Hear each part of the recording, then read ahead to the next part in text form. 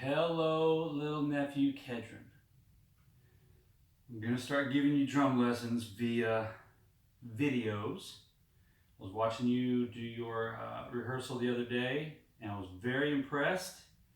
Um, I was impressed with how relaxed your hands were.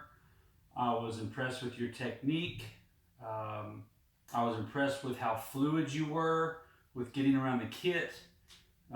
You're way ahead of where I was at your age, way ahead. So I want to start giving you some things to work on.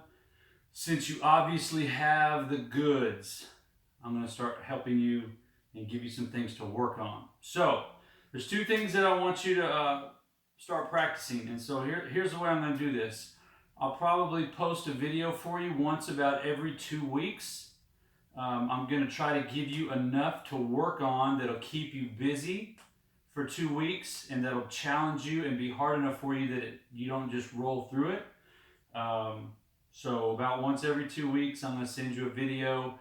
You're going to have to send me video of you playing what I'm showing you so that I can see your progress on it, and then I'll send you new things to work on once I feel like you're ready to move on. Okay? So you're going to have to practice. I'm not worried about that. I know you're going to practice, and I know you're going to put time into it. So, first thing I want to talk about is everything that you practice. I want you practicing to a metronome, or what some people would call a click track. I want you practicing all the time to a metronome. Okay? Maybe you'll have to put in some headphones, earphones, something like that, to be able to hear it. But I want you to start getting comfortable playing to a metronome. Okay? Your number one job as a drummer is to keep time and to keep good time for the band. Okay? That's number one. That's the most important thing, is keeping good time. Everything else is secondary. Okay? So practicing to a metronome is really, really important. It's going to make you a much better drummer, and I can promise you, not all drummers out there, even good drummers, know how to play to a metronome. So you put yourself above a lot of those guys, and girls for that matter. There's a lot of good girl drummers out there. You put yourself ahead of those people if you can play to a metronome. It makes you a better drummer. And so anyway, so number one, practice to a metronome. Number two, playing fast is not important. Okay? If I show you something, I do not want you trying to play it fast until you are absolutely bored out of your mind playing it slow. The reason is, in our brains, we have to basically program our brains to play what we want to play without having to think about it. The best example of that I can tell you is riding a bike. When you first learned how to ride a bike, it was really hard, and you had to think about pedaling and holding the steering wheel right or the handlebars right, balancing, and all the things that go into learning how to ride a bike. It's really hard. And then you reach a point where your brain just learns how to do the movements, and then you don't have to think about it anymore. You just know how to ride the bike, okay? Same thing goes for drumming. It's the same in guitar. It's the same in piano, saxophone. You go down the list of instruments. It's all the same. You have to teach your brain the muscle movement that you want it to do for you, okay? In guitar, it's the fingering of your chords. You have to think about that a lot at the beginning, and then you get to a point where you don't have to think. You just know where everything is. Muscle memory, okay? Teaching your brain the motor skills to do what you want to do. So I don't want you trying to play these things fast. I want you playing everything slowly. I want you playing everything to the click, and I want you to really work on ingraining everything into your brain, into your muscle memory, until you try to do anything fast, okay? All right, so having said that, there's two things I'm going to throw at you that I want you to start working on. The first is a rudiment, and a rudiment is just a basic sticking pattern in drumming. Rudiments are the foundations of drumming, okay? There's about 30 or so different rudiments or sticking patterns. All of them are important, but I'm going to give you some of the basic ones. Every single rudiment in the world is made up of either single strokes, which is alternating, double strokes. All right, 2 consecutive with each hand. Those are doubles. Or flams. Flams is when you land 2 sticks closely together, but not identically together, so you get 2 separate sounds.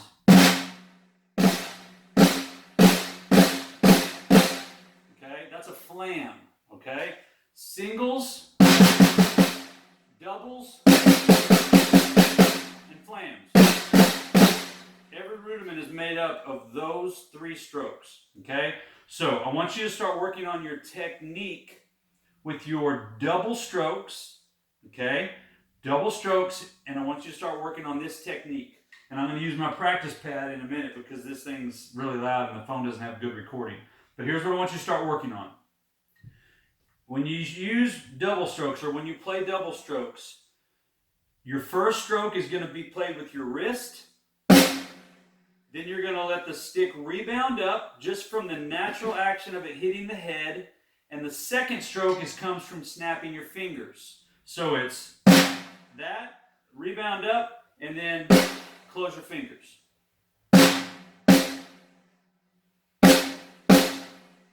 Watch my wrist.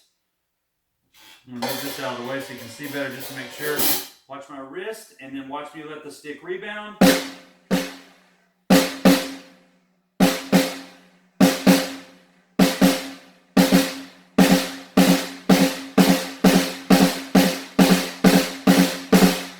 Okay?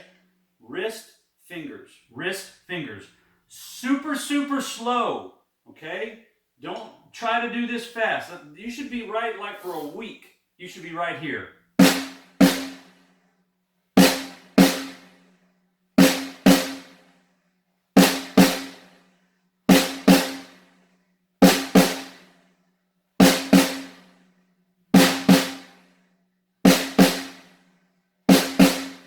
Wrist, fingers, wrist, fingers, wrist, fingers. Slow.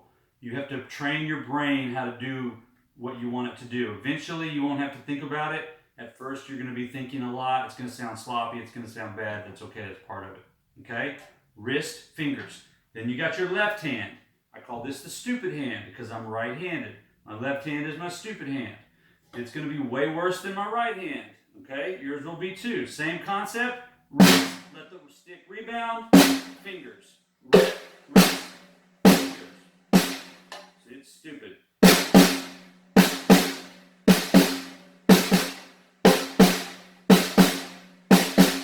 Wrist, fingers, wrist, fingers. Okay, those are your doubles. Okay, so I just want you to start working on wrist, fingers, wrist, fingers. Let that stick rebound on the wrist snap. Keep it loose in your hand. Snap your fingers for that second stroke. All right, so that's the first thing I want you to start working on. The second thing is a coordination exercise.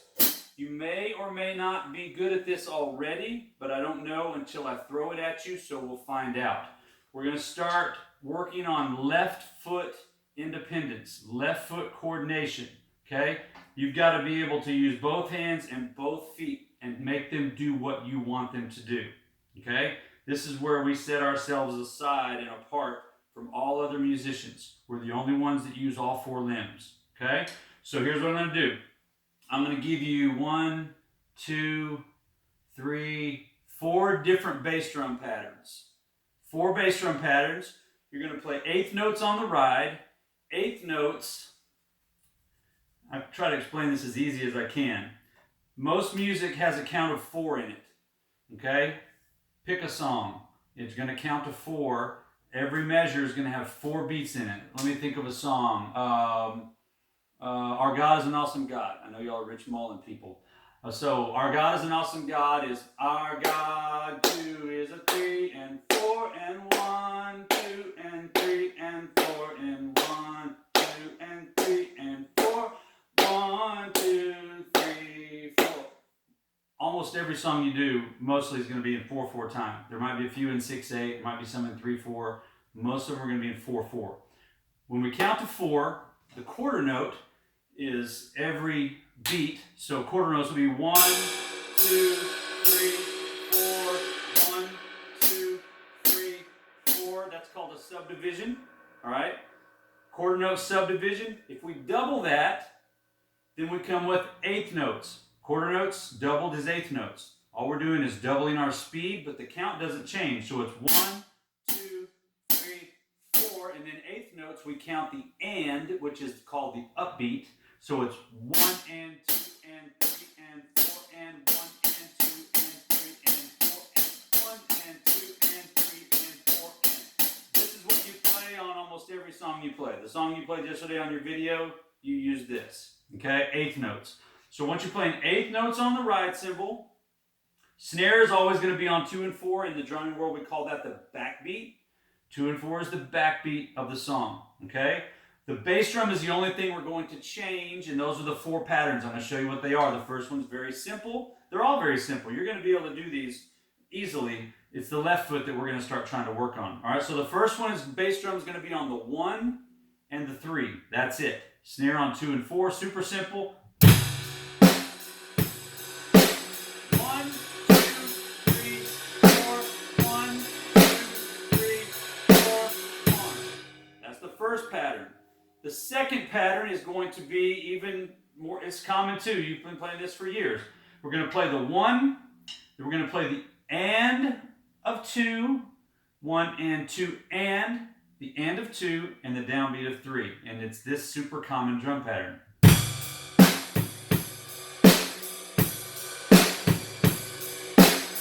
and 2 and 3 and 4 and 1 and 2 and 3 and 4 and 1 and 2 and 3 and 4 and 1.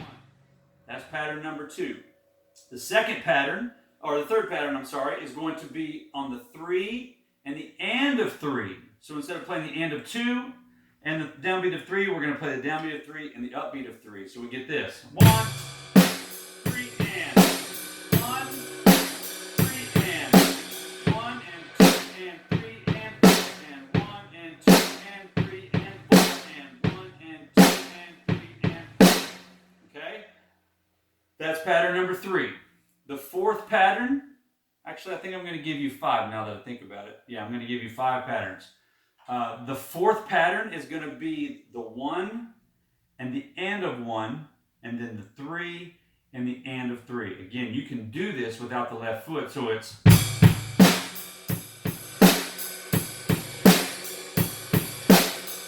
and 3 and 1 and 3 and. Okay, so that's pattern number 3. Okay, let's see, 1, 2, no, that's pattern number 4. I'm sorry, I'm getting myself mixed up. All right, so the first pattern was the 1 and the 3. The second pattern was the 1, the and of 2 and the 3. The third pattern was the 1, 3 and. The fourth pattern was 1 and, 3 and. The last pattern is going to be a kind of a version of pattern number 2, except when we come around to the end of that first measure, we're going to play the and of 4, so that we have the and of 4 and then the 1, and it's going to sound like this. 1 and 2 and 3 and 4 and 1 and 3 and 1 and 3 and 1 and 3 and 1 and 3. Okay, so all the way through from the first pattern through the fifth pattern is this.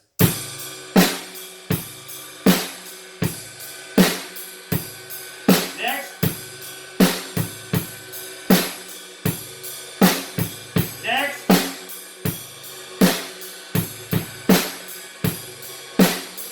Next. 1 and 3 and 1 and 3 and 1 and 3 and 1 and 3 and 1. Those are your 5 bass drum patterns. Eighth notes on the ride, snare on 2 and 4. All right, now we're going to start. The first thing you're going to learn is you're going to play quarter notes with the left foot. So that's just 1, 2, 3, 4. 1, 2.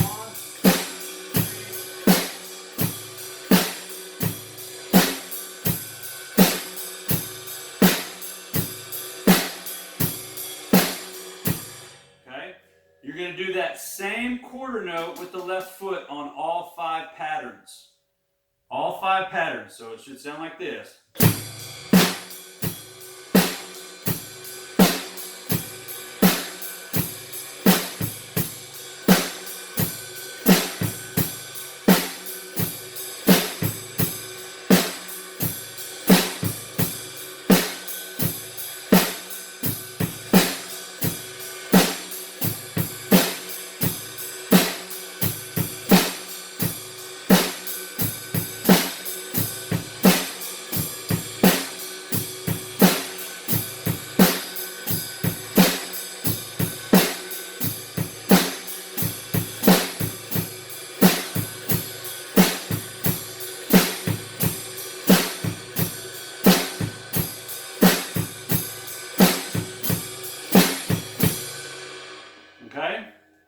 quarter notes with the left foot, eighth notes on the rides, backbeats on the snare, the 5 bass drum patterns with the kick.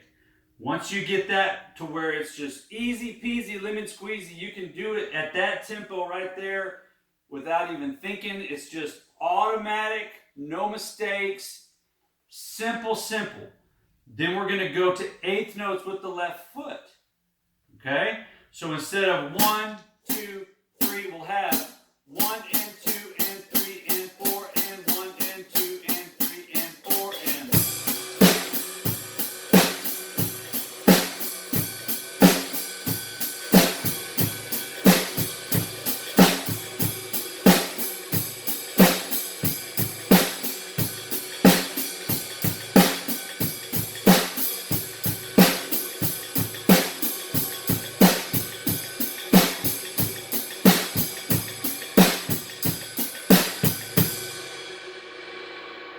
Okay, so we're not gonna take any further than that.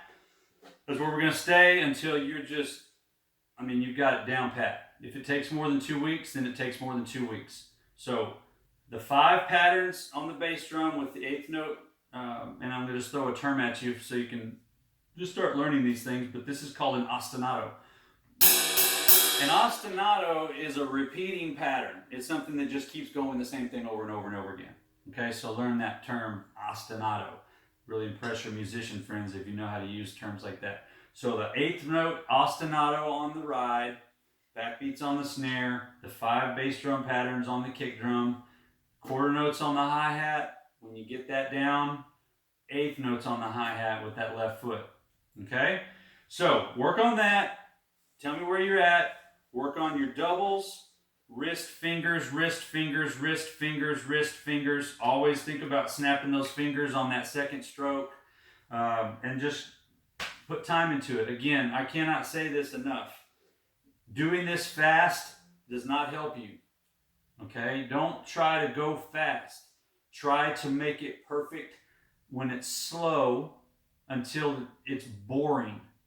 And then when it gets boring because you're so good at it, at those slow tempos, I want you to just barely speed up. And then I want you to get to where it's boring when you barely speed up. So when I say barely speed up, let's just say in terms of a metronome, slow, let's say 40 beats per minute. Okay? When I say speed up, I don't mean jump from 40 to 60. I mean jump from 40 to 45. And then when it gets super boring at 45, go from 45 to 50. And do that until it's easy. And then go to, little bitty increments as you pick up your tempo. Okay? Pay real close attention, practicing to that metronome to try to play right on that click sound. Beep, beep, beep, beep. Try to play right with it. Okay? All right, so work on that. Send me some videos of how you're doing.